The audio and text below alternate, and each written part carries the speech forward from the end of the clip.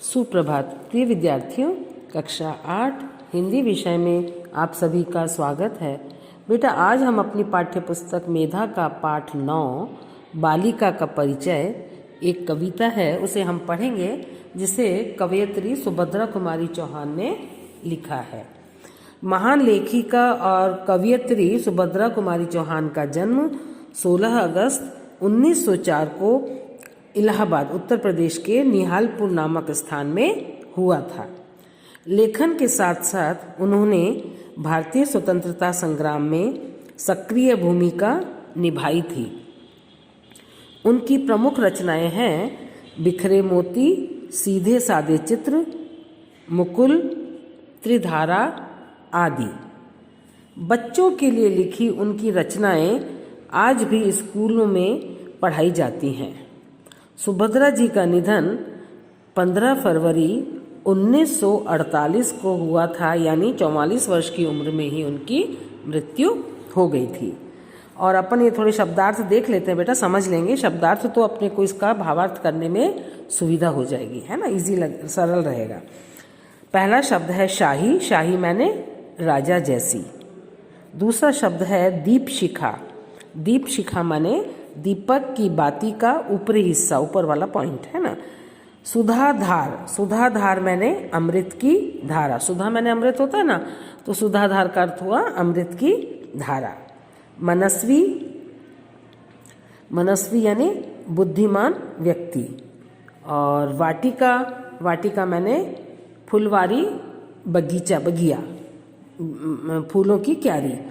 और क्रीड़ा। क्रीड़ा मैंने खेल। जहाँ पे फूलों की क्यारियाँ होती हैं उसको तो अपन फुलवारी कहते हैं, और जहाँ हम खेलते हैं उसको खेल का मैदान कहते हैं। मातृ मोद। मातृ मैंने माँ, मोद मैंने प्रसन्नता, खुशी, माँ होने की खुशी, माँ होने का गर्व। जिनवर। जिनवर भगवान महावीर का नाम जिनवर है, उन्हें हम कहते हैं, है ना। और अब देखिए, बालिका का परिचय कविता है, इसमें वात्सल्य प्रेम को दर्शाती हुई यह कविता माँ की ममता का चित्रण करती है। साथ ही वर्तमान परिप्रेक्ष्य में बालिका के प्रति हमारी सोच को बदलने पर मजबूर करती है ना। बालिका के प्रति जो सोच, पराया धन है ना, कमज़ोर है, ये सारी चीज़ें हम भूल जाते हैं इस कविता को पढ़ने के बाद। यह कविता बताती है कि बालिका का पदार्पण इस दुनिया में अबला के रूप में न होकर भविष्य की दुर्गा के रूप में होता है। यह मेरी गोदी की शोभा, सुख सोहाग की है लाली, शाही शान भिखारिन की है, मनोकामना मतवाली। कवयित्री सुभद्रा कुमारी चौहान कहती हैं, ये जो बालिका है, बेटी है, मेरी गोदी की शोभा है, मेरी गोद की शोभा है, और यह मेरा सुख है, यही मेरा सुहाग है, यही मेरा सौभाग्य है। सुहाग की लाली, मेरे सुहाग की सुंदरता इस बेटी से ही है। शाही शान भिखारिन की। भिखारिन होते हुए भी राजा के जैसी इसकी शान होती है। मनोकामना। मनोकामना मतवाली। मनोकामना करने वाली, सबके लिए अच्छा सोचने वाली मतवाली मेरी बिटिया है। दीप शिखा है अंधेरे की। जैसे अंधेरे में दीपक की जो बाती होती है, उसकी जो शिखा रहती है, वह रोशनी देती, चारों तरफ उजाला देती है, उसके समान ये बेटी है। घनी घटा की उजियाली। काली घटा में भी उजाले के समान मेरी बिटिया है। उषा है यह काल भृंग की। काल भृंग नहीं है बेटा, वो कमल भृंग है। उषा माने रात्रि। उषा है यह कमल भृंग की है पतझड़ की हरियाली। कवयित्री कहती हैं कि ये जो है उषा के समान है। कमल भृंग क्या है? कमल भृंग वह भौरा होता है जो शाम को कमल की बंद पंखुड़ियों में फंस जाता है, और सुबह होने पर जब कमल खिलता है तभी वह बाहर निकल पाता है।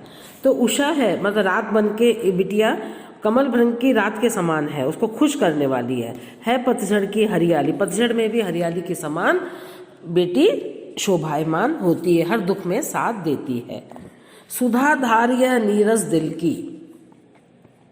जिस दिल में कोई आशा नहीं है, कोई उम्मीद नहीं है, उसमें भी अमृत की धारा के समान ये काम करती है। मस्ती मगन तपस्वी की, तपस्वी जो रहता है अपनी मस्ती अपनी भक्ति में मग्न रहता है उसके समान है ये।